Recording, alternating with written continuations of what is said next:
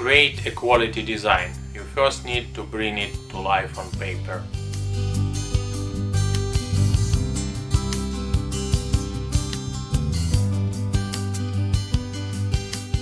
Some people think that a sketch is not necessary, but that is not true. It's an important stage in the process of creating a good design.